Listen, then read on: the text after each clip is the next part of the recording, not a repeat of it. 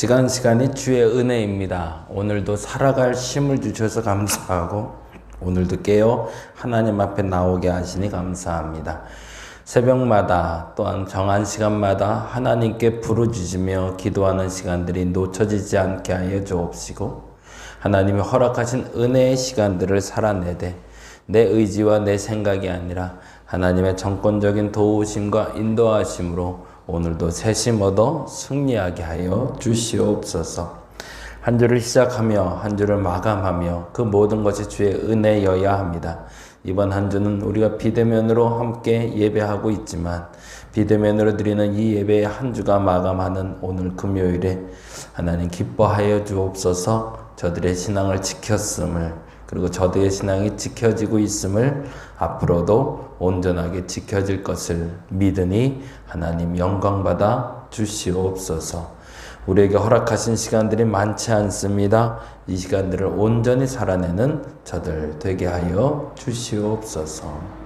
이번 주일에도 함께 비대면으로 예배드리게 됩니다. 그럼에도 불구하고 깨어있는 신앙인 되게 하여 주시고 신실한 신앙인 되게 하여 주시옵소서. 감사합니다. 고마우신 예수님 이름으로 기도드렸습니다. 아멘, 아멘. 오늘은 역대상 9장 1절에서 2절, 두 절만 함께 보도록 합니다. 9장 1절에서 2절입니다. 계속 족보를 보고 있는데요. 이제 9장까지만 보시면 10장부터는 이제 역사 이야기로 시작이 돼요. 그러니까 부담 없이 함께 읽었으면 좋겠고, 사실은 족보가 주민 의미가 우리에겐 굳이 사람들 이름 이렇게 많이 기록할 필요 있나? 라고 생각하는데 이스라엘 백성들에겐 너무 중요한 의미가 있습니다. 예전에 성경 공부하면서 그 성경 공부하던 팀에게는 제가 말씀을 드린 적이 있는데 나중에 시간 되면 한번 살펴보시면 좋은데요.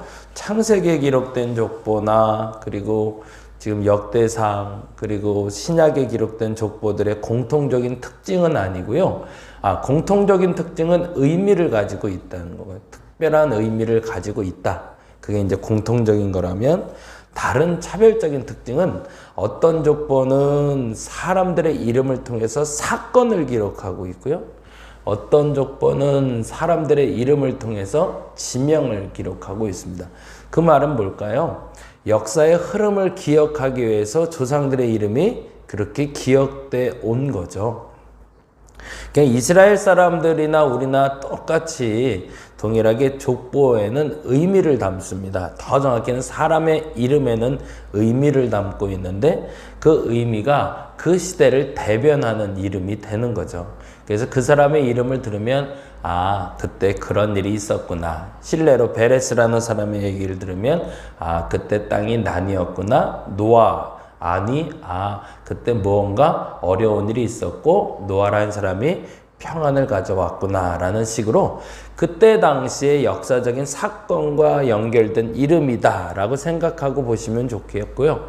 그래서 시기를 말하는 그 구전대에는 흩어질 수밖에 없는 구술될 수밖에 없었던 그 역사에 대한 흔적들의 집합체가 족보다라고 생각하고 보시면 조금 더 재미나게 볼 수 있을 것 같고요. 그래서 오늘은 그 족보의 이야기 중에 한두 가지 좀 재미난 이야기만 좀 엮어서 읽어드리고 나중에 시간이 되시면 그 이름들에 대한 의미를 쭉 한번 적어보시면 좀 재미난 연결고리를 찾으실 수 있을 것 같습니다. 자, 오늘은 9장 1절에서 2절 말씀 보고 그리고 7, 8, 9장 함께 보도록 합니다. 9장 1절에서 2절 같이 읽겠습니다. 서두가 좀 길었죠. 온 이스라엘이 그 계보대로 계수되어 그들은 이스라엘 왕조실록에 기록되니라. 유다가 범죄함으로 말미암아 바벨론으로 사로잡혀 갔더니 그들의 땅 안에 있는 성읍에 처음으로 거주한 이스라엘 사람들은 제사장들과 레위 사람들과 느비딤 사람들이라. 아멘, 아멘. 여기까지만 봅니다. 7장은 이렇게 적어 놓으시면 좋겠어요. 북이스라엘의 다른 지파는 북이스라엘의 다른 지파는 어제부터 말씀드리지만 6장에서도 그랬고 북이스라엘 이야기를 계속 나누고 있죠. 북이스라엘 얘기가 5장이군요. 5장에서 르우벤, 갓, 므낫세 반지파부터 시작해서 북이스라엘 지파에 대해서 계속 이야기하는 이유가 있다라고 말씀드렸어요. 그 이유는 북이스라엘에도 우리의 정통성이 남아있다. 그들도 우리와 같은 민족이었다. 부여가 우리나라 땅이었다. 고구려가 우리나라 땅이었다. 라고 얘기하는 것처럼 역사적인 주체성, 정체성을 확립하기 위한 과정으로 북이스라엘은 우리의 땅이었다. 거기에는 철저하게 우리의 지파 조상들이 살았고 그들은 이런 사람이었다 라고 기록하는 게 바로 7장입니다. 그래서 북이스라엘의 다른 지파는 여러 지파는 이렇게 해놓으시고 같이 보시는데 이사갈 자손이 1절부터 5절까지 나오고 있죠. 그리고 6절부터 12절까지는 베냐민 자손이 나오는데 베냐민 자손은 뚝 떼서 8장에 다시 다룹니다. 이유가 있죠. 여러분이 잘 아는 대로 베냐민 지파에서 누가 나오죠? 사울이라는 사람이 나오죠. 그래서 베냐민을 조금 더 중요시 여기고 또 하나의 의미가 8장에서 밝혀지는데 그 얘기는 조금 이따 8장에서 하고요.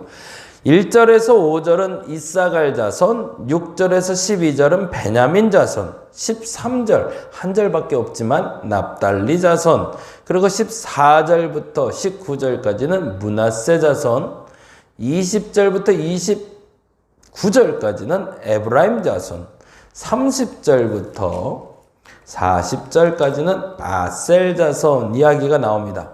물론 적은 데도 있고 많이 적은 데도 있는데 물론 이제 많이 적은 데가 조금 중요하기 때문에 중요 인물이 많이 나왔기 때문에 그렇게 되겠죠. 근데 공통적인 게 있어요. 2절에 보면 요런 단어가 나와요. 같이 읽어볼까요? 돌라의 아들들은 우시와 르바야와 여리엘과 야메와 입삼과 스무엘이니 다 그의 아버지 돌라의 집 우두머리라 대대로 뭐라고 돼 있죠? 용사라고 돼 있죠. 거기다 동그라미를 좀 해놓을게요. 굉장히 중요한 단어예요. 지금부터 동그라미를 좀 해놓고 갑니다. 용사라고 돼 있고 5절 봅니다. 5절 그의 형제 이사갈의 모든 족속은 다 용감한 장사라. 거기도 동그라미를 좀 해놓고 용감한 장사라. 7절 읽어봅니다. 7절 벨라의 아들들은 에스본과 우시와 우시엘과 여레못과 일이 5사람이니 다 그의 집에 우두머리요 큰 용사라. 거기다가 동그라미 해놓고 큰 용사라.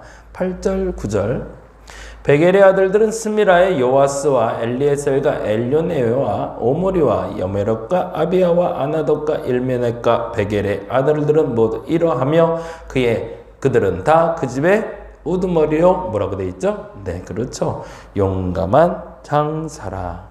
또 하나 볼까요?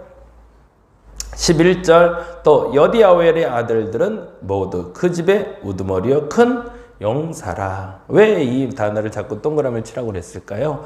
그렇죠. 북이스라엘은 별로 멸망하고 말았지만 그들은 우리의 시대에 큰 정점을 지었던 용사들이었다. 다윗 왕 때 그리고 그 이후에도 그들은 하나님 앞에 큰 용사로 쓰임받던 사람들이었다. 악한 일만 했던 것이 아니라 뛰어난 인물들이었다라는 이야기를 하고 싶은 거죠. 그래서 그 이야기에 대해서 쭉 설명을 하고 우리가 너무나 잘 아는 여호수아가 어느 지파인가에 대해서 27절에 이렇게 나오죠. 27절 그의 아들은 눈이요 그의 아들은 여호수아더라 라고 하면서 에브라임 자손에 여호수아라는 장수도 있었더라. 그러니 7장에서 이야기하고 싶은 건 북이스라엘은 비록 멸망했지만 그 중에도 용사가 있었더라. 우리의 역사가 그렇게 허술하지 않았다라고 말하고 싶은 거죠. 그래서 7장을 보시면서 조금 모르는 이름들이 나오지만 그들의 이름을 이렇게 짚어가시며 그렇지 그래도 아무리 어려워도 아무리 힘들어도 그때 당시를 이겨냈던 뛰어난 인물들은 있었어 라고 생각하면서 쭉 적어가시면 도움이 될 것 같고요. 8장은 베냐민 지파는 어떻게 구성되었는가 이렇게 해주시면 좋겠어요. 베냐민 지파는 어떻게 구성되었는가. 참 재미난 단어인데요. 사실은 기스라는 그리고 사울이라는 사람을 말하기 위해서 기록됐다라고 봐야 되겠죠. 베냐민의 맏아들로부터 시작해서 넬 그리고 기스까지 이어지는 큰 줄기를 형성하고 있는데 33절에 보니 이렇게 돼 있죠. 33절 8장 33절 넬은 기스를 낳고 기스는 사울을 낳고 사울은 요나단과 말기수아와 아미나답과 에스바를 낳았으며 라고 이야기하며 기스의 아들 사울 초대 왕에 대해서 이야기하고 있습니다. 그런데 조금 더 재미난 게 있어요. 28절 그리고 32절인데 같이 읽어볼게요. 28절 읽어봅니다. 그들은 다 가문의 우두머리며 그들의 족보의 우두머리로서 뭐라고 되어 있죠? 예루살렘에 거주하였더라. 거기다가 줄을 좀 쳐놓을게요. 예루살렘에 거주하였더라. 이상하죠? 르우벤, 므낫세, 반지파 그리고 갓지파는 어디? 원래 북이스라엘인데 이 사람들은 왜 예루살렘에 거했지? 그렇죠. 그 부분을 강조하고 싶은 거죠.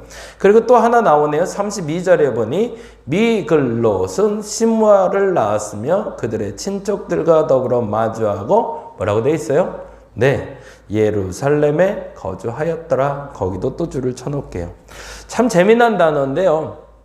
사울이라는 사람이 하나님 앞에 버림받은 왕으로 이제는 계속 지필해 갈 거예요. 그럼에도 불구하고 그들은 어디에 살았더라? 하나님의 성지에 살았던 사람들이더라 라고 말하고 싶은 거죠. 그래서 그들이 거주하던 그 땅에서 하나님이 꽃이 피었고 열매가 맺었더라. 그러니까 그들은 본래부터 하나님의 땅에 거주하던 사람들이더라고 말하고 싶은 거죠. 그러니까 지난 그 첫 번째 우리 열왕기 하 마무리하면서 그랬잖아요. 남겨진 자 그리고 뭐라고 그랬죠? 제가 갑자기 기억이 안 나네. 그러니까 지속되는 연결고리가 되는 사람들이 있고 끊어진 자라는 표현을 썼죠. 끊어진 자들이 있다. 끊어진 자들이 아니었더라고 말하고 싶었던 거죠. 북이스라엘의 지금 사울의 그리고 베냐민의 그리고 여러 가지 장수들은 사실은 우리 유다의 계보를 잇는 이 계보 속에 들어와 있는 사람이었더라고 말하고 싶은 거죠. 그래서 예루살렘에 거주했다라는 말을 강조하며 다루고 있고요. 조금 재미난 사람은 어저께까지 다루면서 한 사람 계속 강조해서 다뤘던 사람이 있잖아요. 베레스에서 났던 사람으로 해서 저도 이름이 잘 기억이 안 나네요. 헤스론이라는 사람, 그렇죠. 헤스론이라는 사람 같이 이야기 나누는데 8장에서는 사하라임이라는 사람을 조금 다루게 됩니다.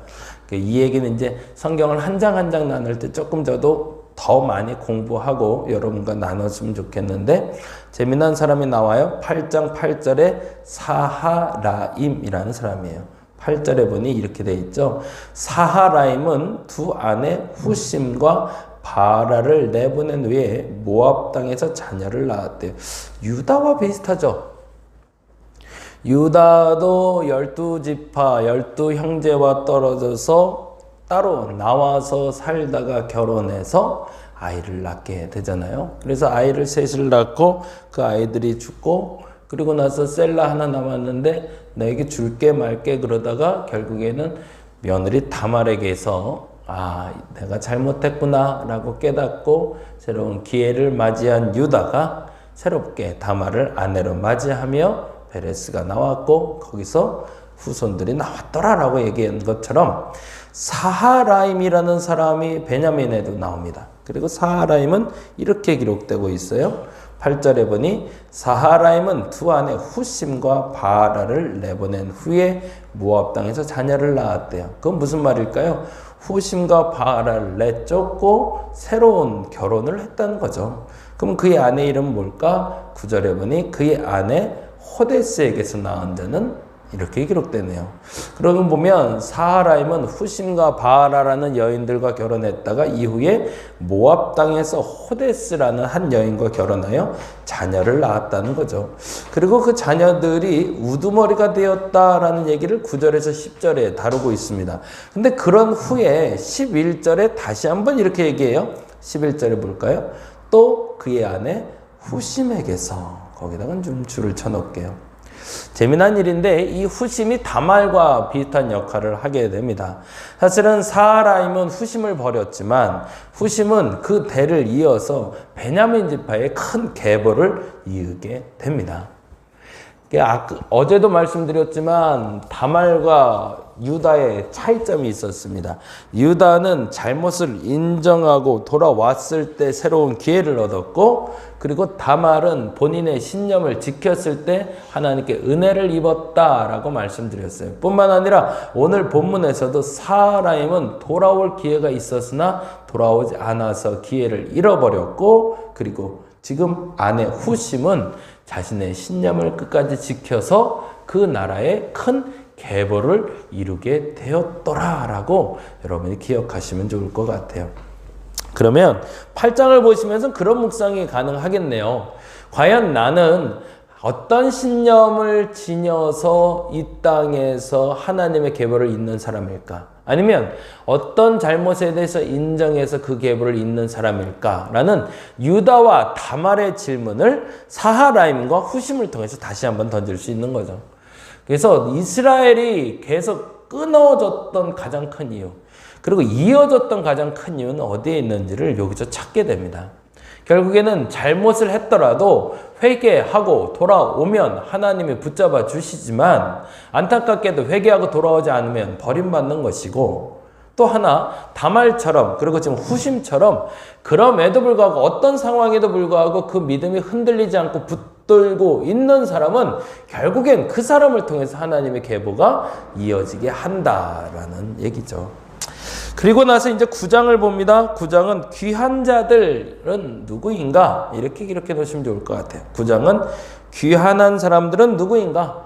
이제부터 현실로 돌아옵니다. 8장까지는 역사적으로 기록돼야 될 사람들에 대한 기록물이라면 9장부터는 이제 본격적으로 포로기에 돌아온 사람들에 대한 기록이라는데, 첫 번째 인물들로 기록된 게 레위 사람들이에요.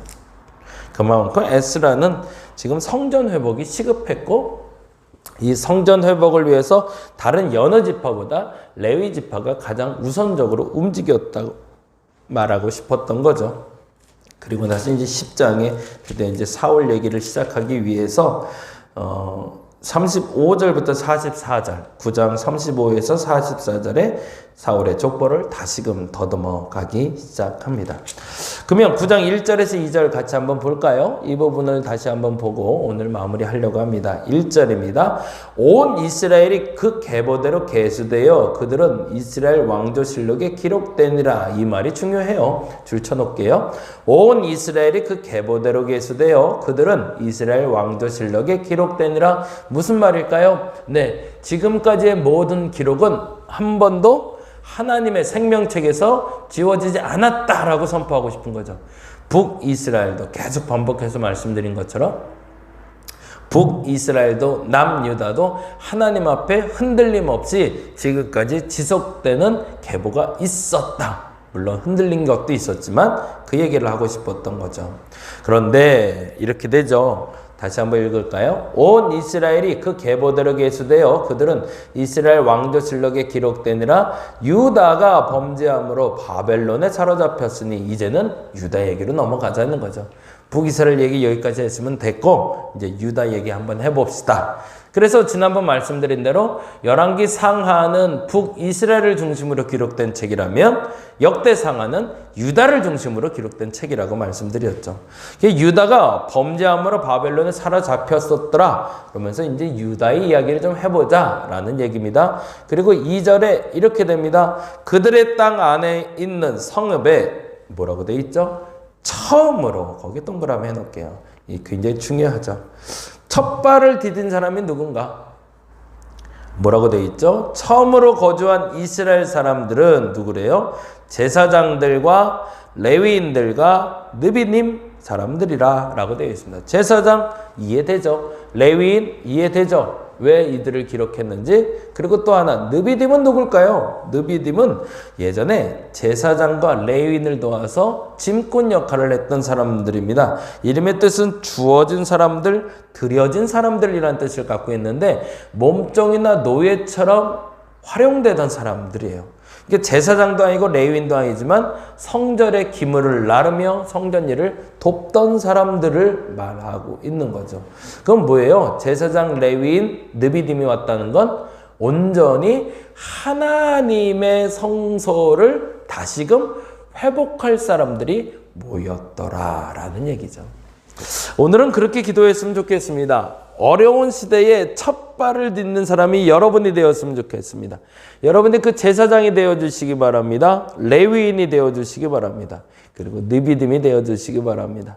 비록 레위인도 아니었지만 제사장도 아니었지만 하나님의 성소를 짓기 위해 첫 발을 내딛는 사람들, 이 코로나를 넘어 하나님의 성소를 지키기 위해 첫 발을 내딛는 사람이 내가 될 수 있도록 기도하는 저와 여러분 되시기를 간절히 바랍니다. 기도하겠습니다. 오늘 우리에게 준 현실이 막막합니다. 포로기를 떠나 다시 성전 재건을 위해 오는 이스라엘 백성들과 별반 다르지 않습니다. 모든 것이 무너져 내렸고 그래서 모든 것을 다시 회복해야 될 이 시기에 제사장과 레위인처럼 느비딤 사람들처럼 그 첫 발의 첫 사람이 되는 내가 되게 하여 주시옵소서. 하나님, 나를 사용하여 주시옵소서. 감사합니다. 고마우신 예수님 이름으로 기도드렸습니다. 다 같이 기도하고 돌아가겠습니다.